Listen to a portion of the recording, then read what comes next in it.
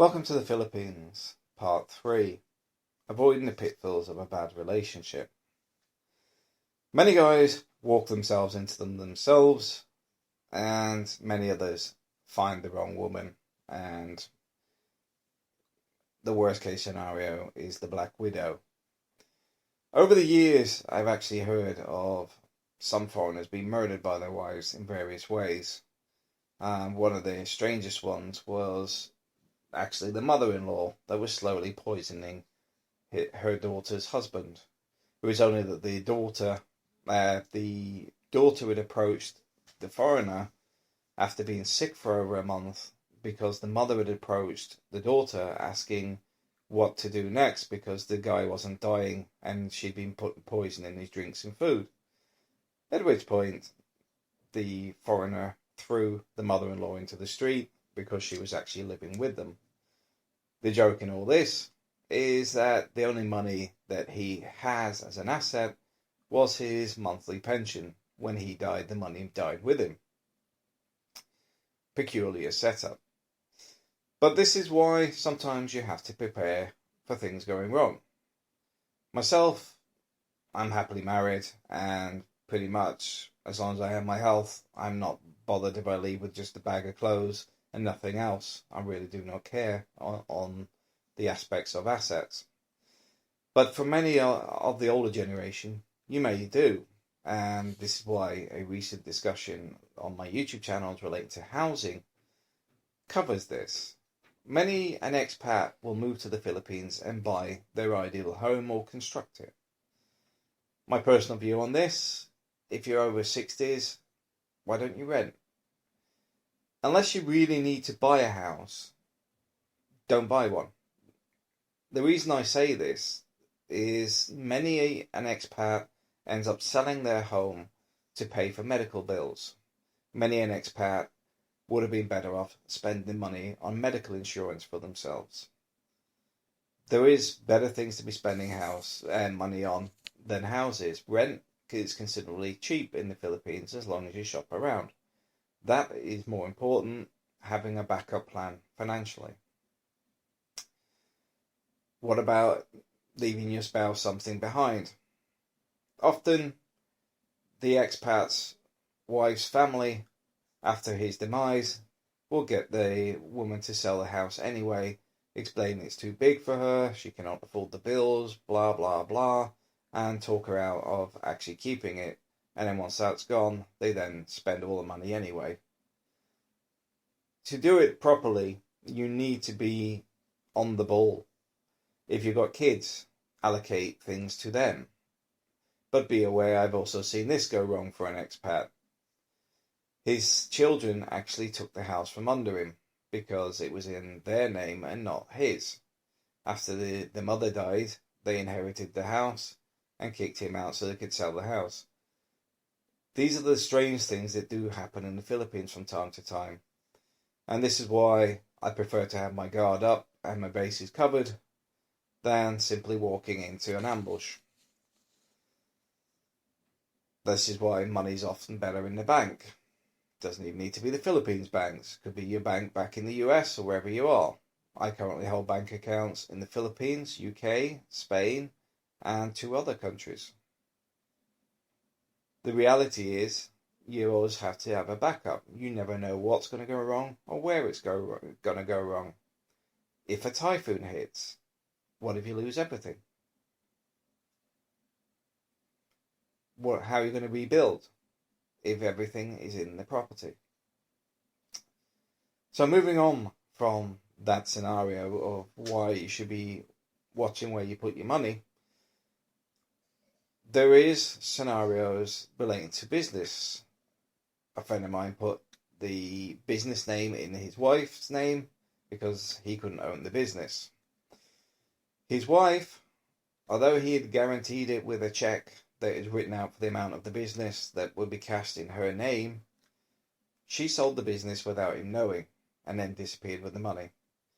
There's many scenarios that often do not make sense in the Philippines because this woman eventually robbed about 6 guys, I think it's about 6 people, about 3 million pesos between them for various things. Very cunning, very smart, and the joke being that the expat often said his wife was a bit stupid. She obviously wasn't as stupid as he thought. At the same time, there are many good women out there. A lot of these women end up rebelling against their partner because their partner is not being very good. Learn to respect your partner if you're not used to respecting women, because some expats I find can be from an environment that really does not respect women as an equal, etc., and in fact may even treat the woman as a second class. In those scenarios, this is where you'll find a lot of expats go badly wrong, because women do get the upper hand eventually. They keep quiet with things. They're cunning. They're thinking. They're not being treated as a wife, so why should they stay as one? This is why some things do go wrong for them. The guys bring it on themselves sometimes. But this is also why it's important to have an expat network, even if it's just 2 or 3 other expats. If you're sick, who's looking after you? If you've got a bad partner, is she the one taking care of you? Keep in touch with your friends. Keep them involved. Keep them visiting you so that they're aware of your condition. You should always be covering your bases. And I know it's going to be something I'll continually say throughout these audiobooks.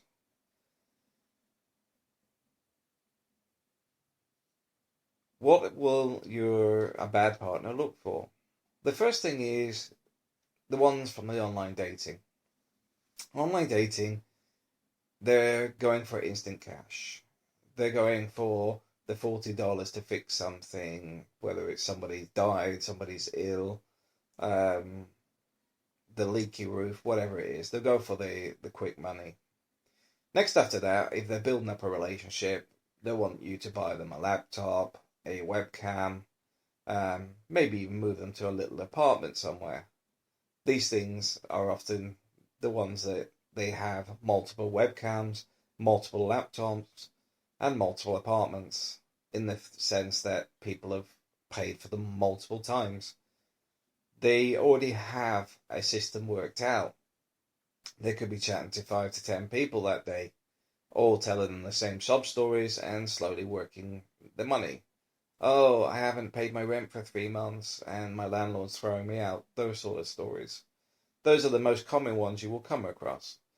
As I said earlier on in the last chapter, good Filipino women will never say this. Good Filipino women, these things are their problem, not yours.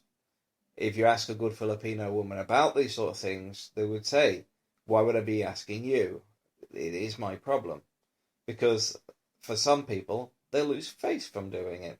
From others, they know it is bad manners. It's disrespectful. It's not what you do with people.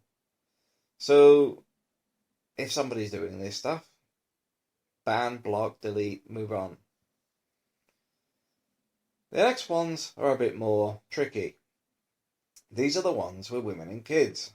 Sorry, not women and kids. These are the ones with children and husbands. There was somebody today was asking on a Facebook group, is it normal for a wife to disappear for a couple of months? I would say yes, if they're already married and have a husband or maybe have a boyfriend somewhere. Beyond that, I cannot understand why any woman would disappear without you knowing. This would be a very difficult scenario for myself because I simply wouldn't be there when they got back. Women do not do that stuff. Now, there has been some cases of expats that have gone to the Philippines and met the love of their life and spent a lot of time and money developing the relationship. These are people that have met the family. These are people that have spent time with their partner. These are the people that often furnish, buy apartments, whatever it is. Then, at some point, something just doesn't seem right. There was a guy a few years back where he found out that at least 4 other men had bought this woman engagement rings, an apartment, furnished the apartment, paid for all sorts of things, jewellery, yeah. But it all fell apart when she said that she needed to go to Cebu to process her passports and visas and stuff for going to the US. She then made up this wild story about being robbed in the taxi. Myself and other expats offered to help, also contacting the police stations, etc. in the area to find out what had happened.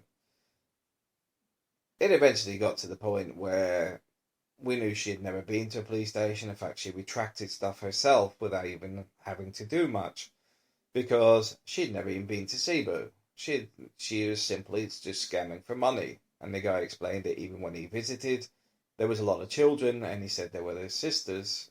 She said they were their sisters, but it transpired they were her 3 children. This woman makes a living from scamming from people. So the best advice on that is try talking to the neighbours. Neighbours love to inform people of the truth. They will throw it into the conversation quite easily. If you have people like myself that can speak a bit of Cebuano or whatever dialect is local, then we can often pick things up directly in front of us.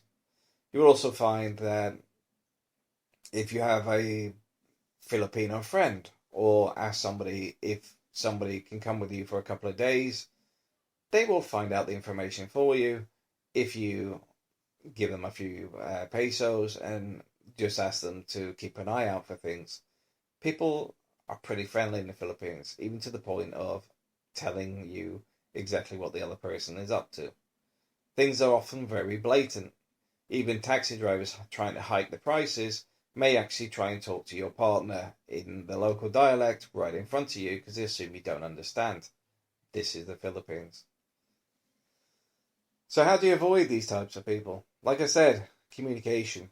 Also, if they are not available all the time online, but yet not working, it's a sign that they're doing other things. What are they doing? Obviously looking after the kids, taking the kids to school, bringing them home,